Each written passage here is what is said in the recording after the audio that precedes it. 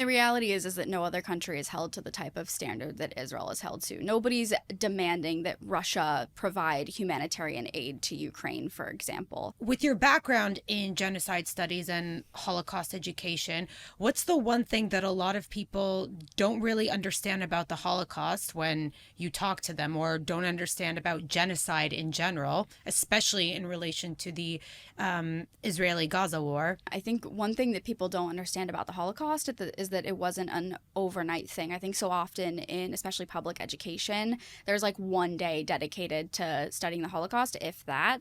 And then when they talk about those subjects, it's really just like the basic facts about the Holocaust. They don't talk about the hundreds of years of history that led up to the Holocaust, the anti-Semitism that was normalized in the Christian church, for example, that was just not talked about in public education. I think that's something that a lot of people are unfortunately uneducated on, especially Christians. And then when it comes to the war in Gaza, I think people just don't understand the way that the IDF operates.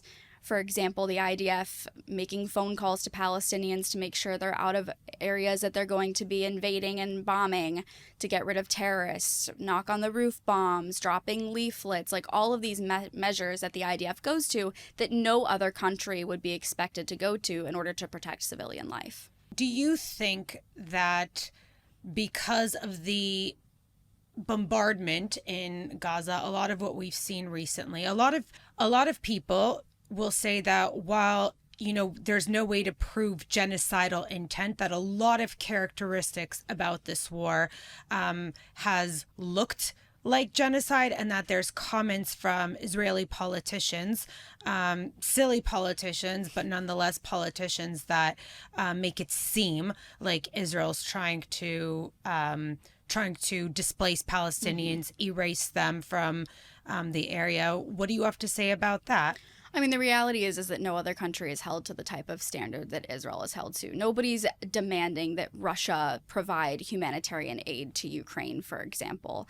And so it really comes down to a failure to recognize what the IDF is and how they operate.